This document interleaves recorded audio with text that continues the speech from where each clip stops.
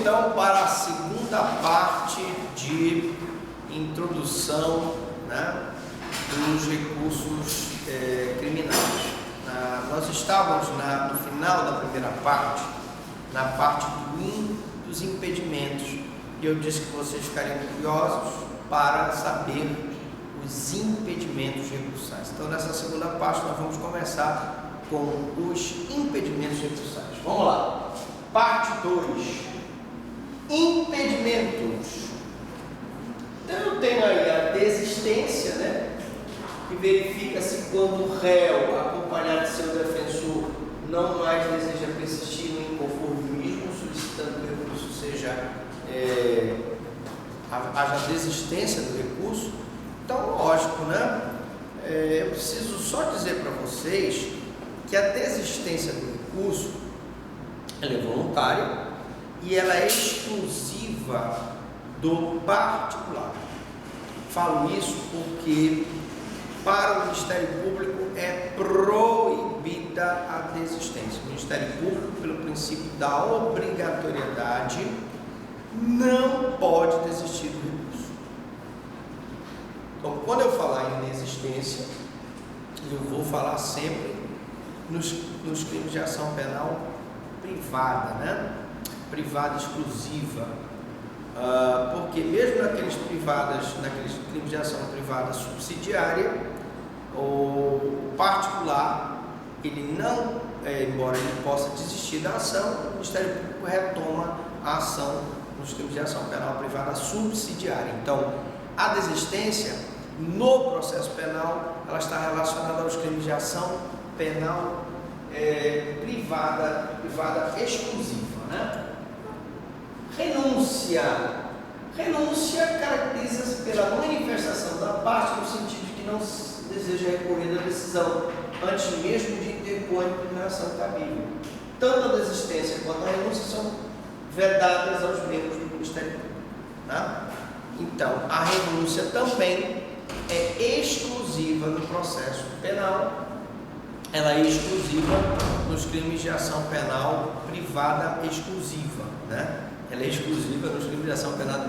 Ficou redundante, mas é isso mesmo.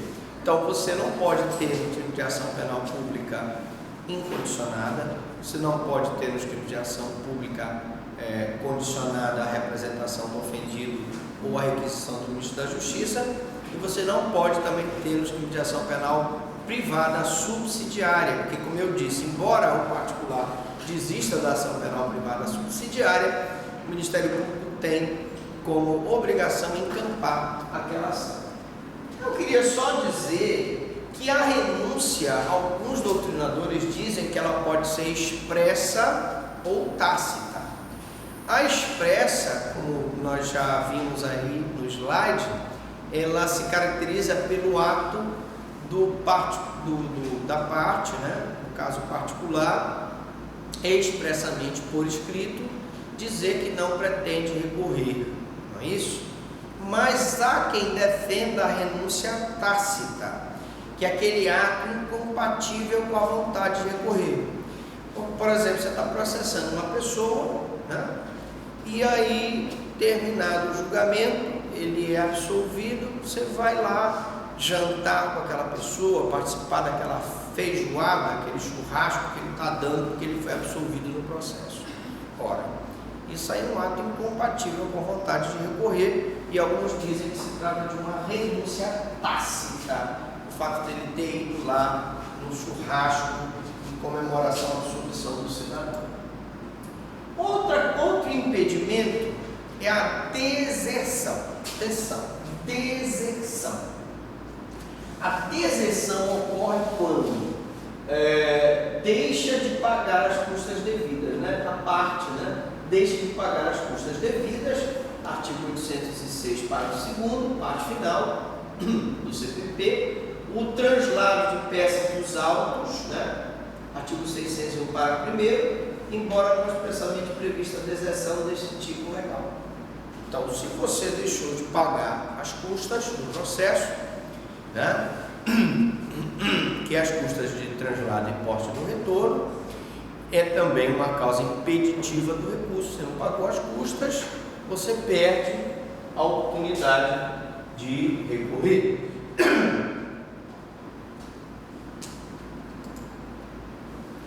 Eu queria só dizer que existia uma hipótese de deserção quando o acusado fugia, né, após a interposição do recurso.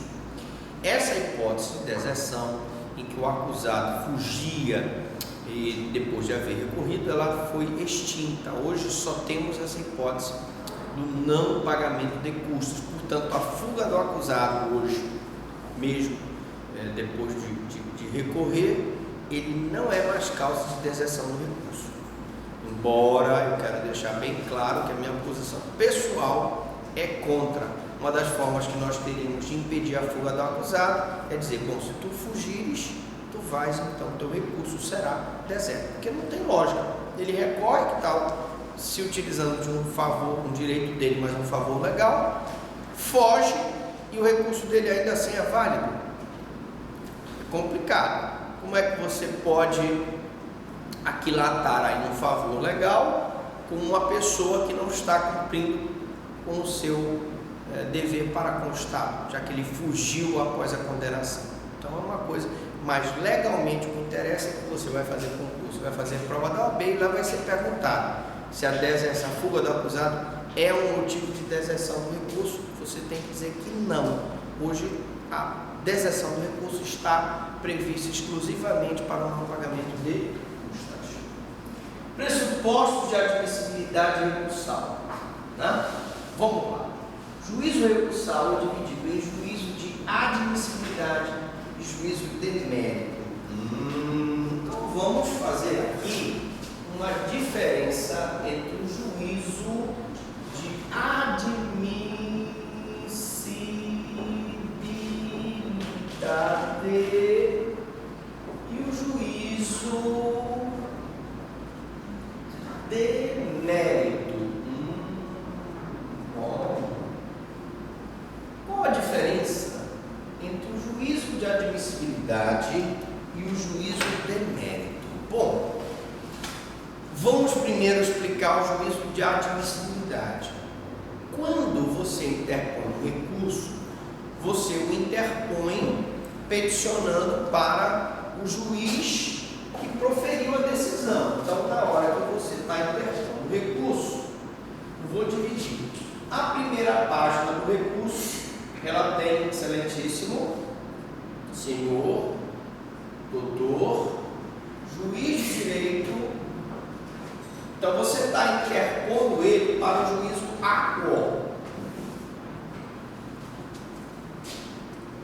Na segunda página, você vai colocar: excelentíssimo senhor desembargador. Aqui você está colocando então para o juízo ad quem as tuas razões recursais, né? Razões recursais.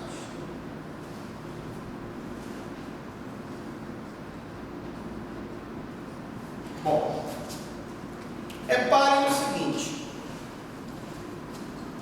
o juízo aquo, que foi o juiz que proferiu a decisão da qual você está recorrendo, ele faz o primeiro juízo de admissibilidade, que é o juízo que verifica se estão previstos todos os requisitos recursais.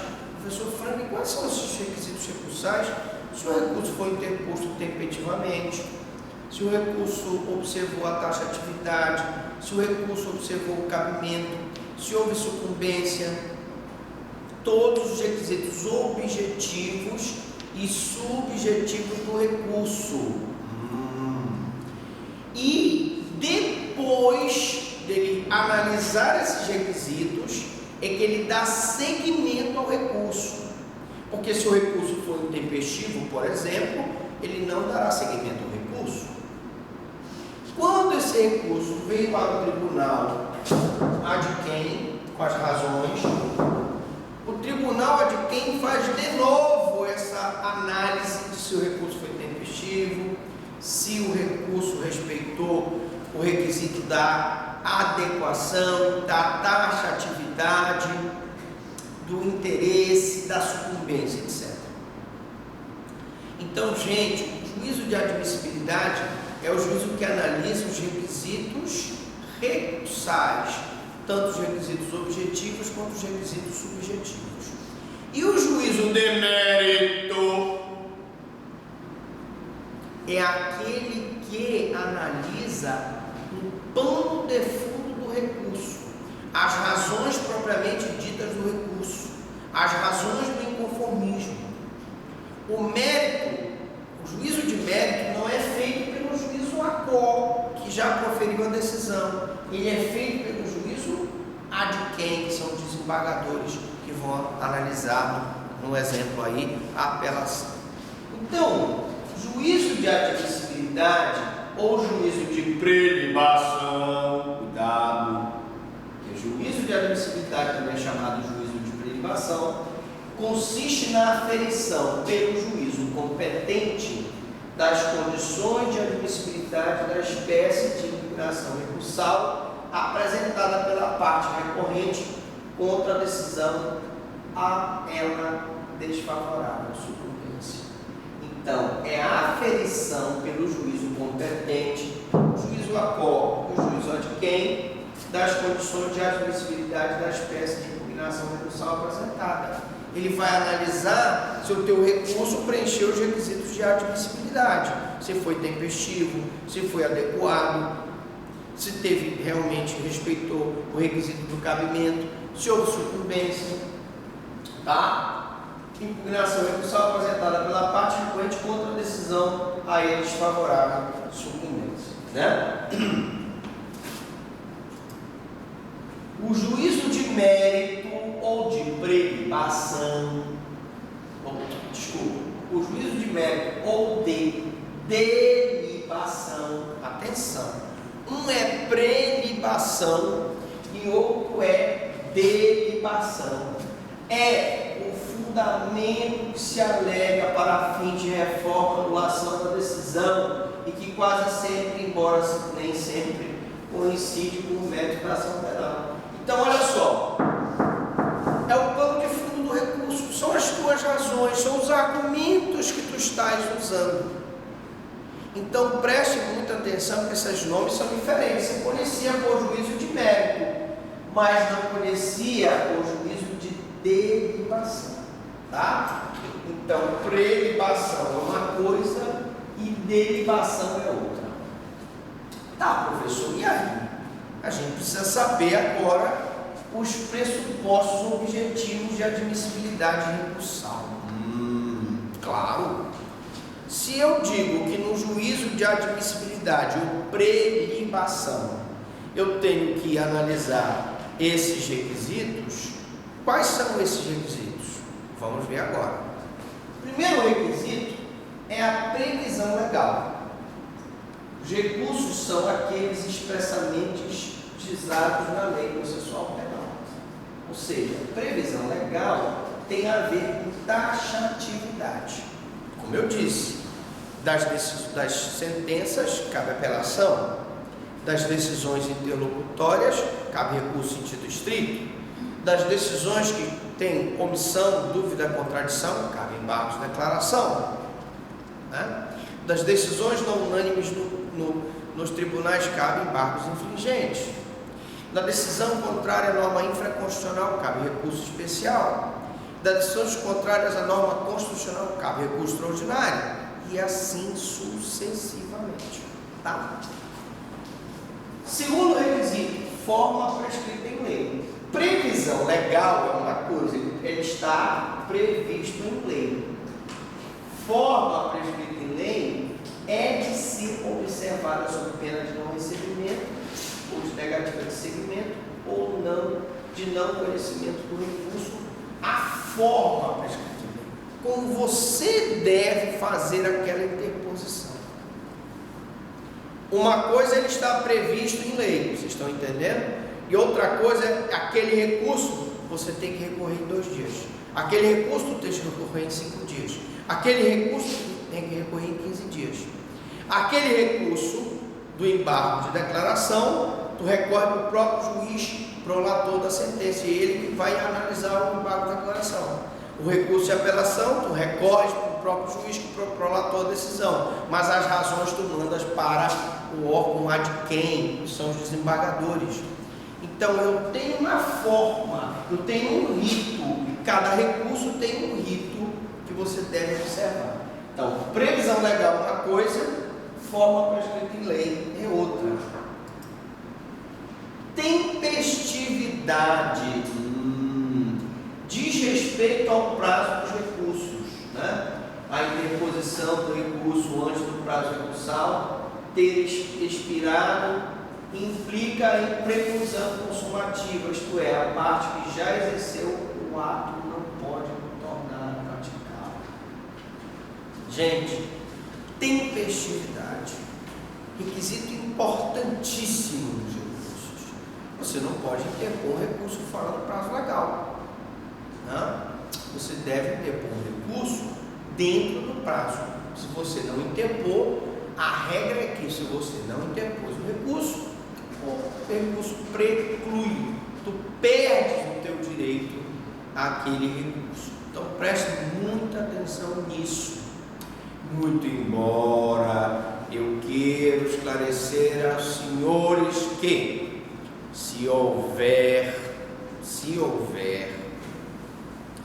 recurso da defesa, principalmente aqueles que são interpostos pela Defensoria Pública em favor de pessoas pobres no sentido da lei, existem decisões doutrinárias, né, estudos doutrinários e decisões jurisprudenciais que dizem que, mesmo interposto fora do prazo o recurso da Defensoria Pública, por exemplo, tá? O recurso será aceito porque se trata de direito à liberdade do cidadão, que é um direito indisponível. Também quero ressaltar que, mesmo que a pessoa não junte as razões recursais, o recurso será apreciado com base nos outros argumentos que foram colocados a nível recursal. Beleza pura? Tranquilo, né? Beleza, então vamos lá. Então, tá dando para entender bem aí? Tranquilo? Vamos lá. Então, a interposição do recurso antes do prazo recursal ter expirado implica em preclusão consumativa, isto é, a parte que já exerceu o ato não pode tornar a praticá-lo. Lógico, se você já entrou antes do final do prazo e interpôs uma apelação, daquela decisão caberia o HC, o habeas corpus, nós já vimos na aula 1 que você não poderia usar os dois recursos, primeiro pelo princípio da unirrecorribilidade do recurso, e segundo pela preclusão consumativa. Você usou um recurso, te preclui o direito de usar o outro tipo de recurso. Adequação é aferida pelo acerto da via recursal escolhida e repercute no requisito subjetivo denominado interesse recursal. Adequado é aquilo que você fez de modo correto, não é? Você escolheu a via recursal adequada, acertadamente. Das decisões interlocutórias cabe recurso em sentido estrito, da sentença cabe apelação. Então essa adequação, você recorreu de uma sentença, você usou a apelação, então foi adequado, você escolheu com acerto, e isso vai aferir o quê? Vai aferir teu interesse processual, né? Teu interesse processual. Lógico que repercute no requisito subjetivo do interesse recursal, né? Dentro dos recursos previstos na lei processual penal, a parte deve manejar o recurso apropriado. E esse requisito aqui da adequação, eu digo aqui que ele não ele pode ser afastado, porque nós já vimos que existe o princípio da fungibilidade dos recursos, né? Mesmo que você não recorra adequadamente, use uma apelação onde era recurso em sentido estrito, ou um recurso em sentido estrito onde era apelação, se você manejou ele no prazo correto, se você manejou ele, não houve um erro grosseiro ou má fé, a tua adequação não foi, você não aferiu acertadamente a via recursal, mas a fungibilidade, ela te impõe ao juiz, ela impõe ao juiz que receba um recurso pelo outro. Então, esse requisito aqui, ele não é absoluto, tá? Ele não é absoluto, pelo princípio da fungibilidade dos recursos que nós já vimos, né?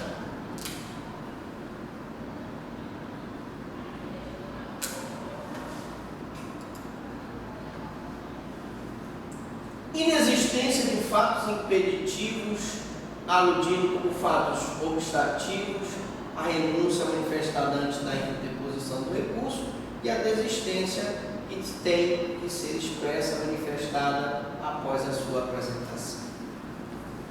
Reparem que eu disse que a renúncia pode ser expressa ou tácita, mas a desistência tem que ser sempre expressa. A renúncia, a desistência são exemplos de fatos impeditivos para interposição do recurso. Como também eu poderia anotar aí a deserção, né? A deserção não é um exemplo de fato impeditivo para o recurso? Sim. Tranquilamente, sim. Ora, então, senhores, nós temos aí como inexistência de fatos impeditivos a inexistência da renúncia, a inexistência da desistência e a inexistência da deserção.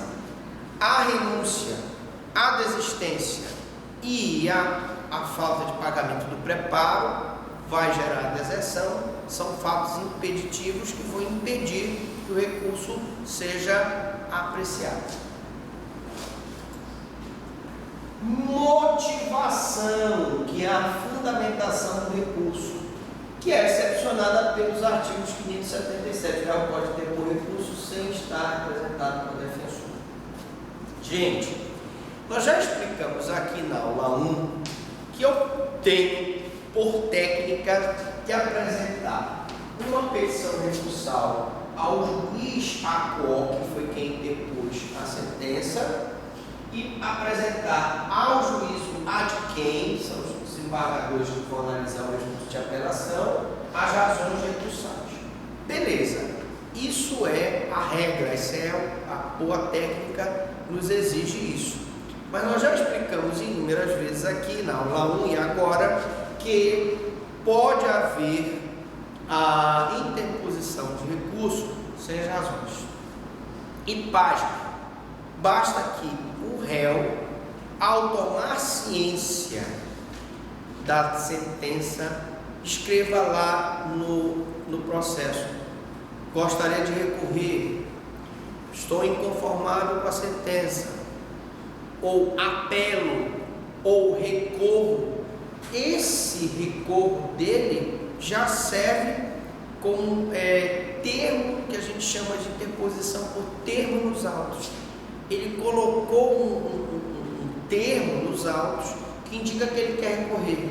E aí, professor Franklin, ele precisa juntar as razões? Ele deveria juntar as razões, porque as razões, motivação, a fundamentação do recurso, elas são requisitos para a interposição do recurso. Mas e se ele não juntar? Se ele não juntar, mesmo assim o recurso será observado. Não tem jeito.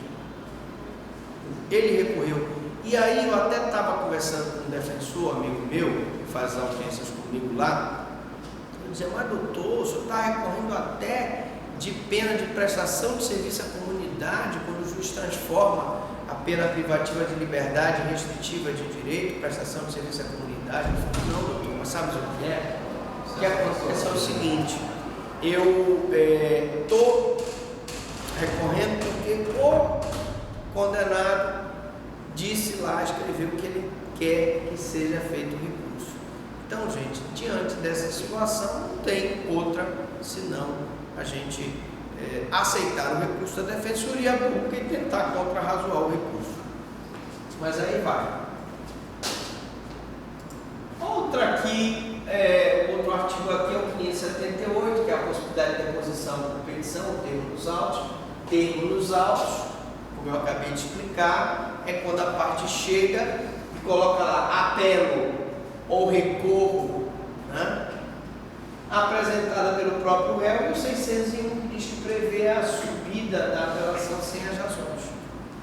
Pode haver a subida da apelação sem as razões? Pode, sem problema nenhum. Nós temos aí a possibilidade daquela apelação subir sem a juntada das razões do recurso.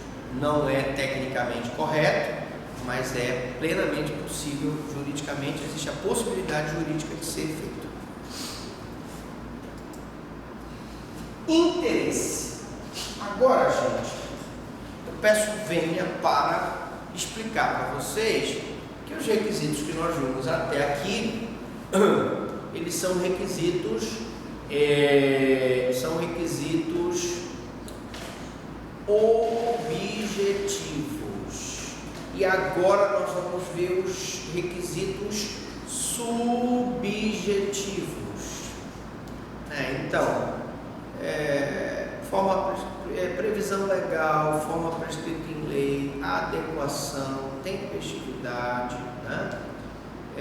Inexistência de fatos impeditivos são requisitos objetivos. Agora nós vamos ver os requisitos subjetivos, tá? Então vamos lá. Interesse é o primeiro deles. Interesse é o indeferimento. Eu posso apagar aqui, gente? Beleza. Deixa eu apagar aqui.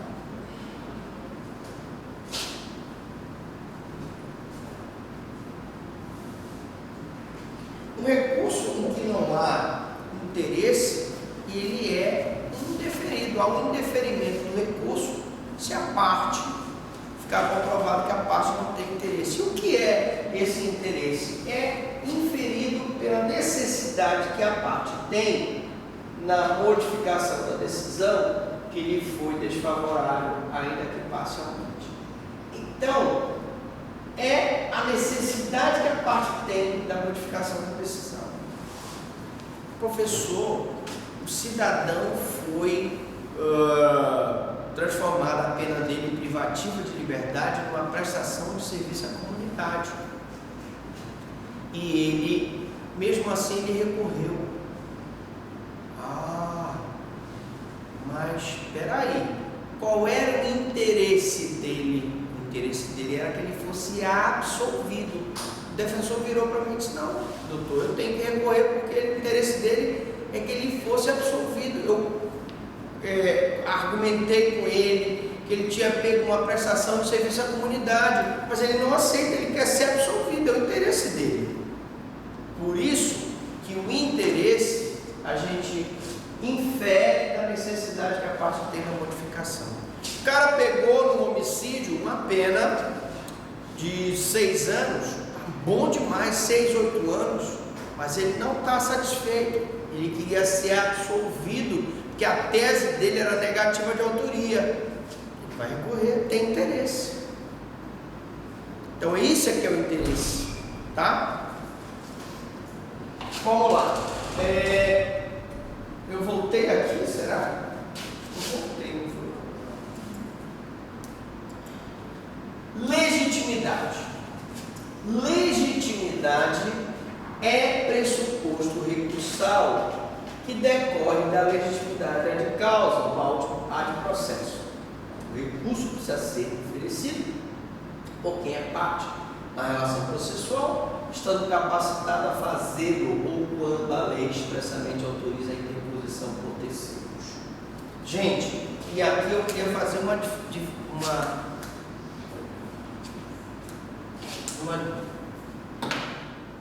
diferença entre a legitimidade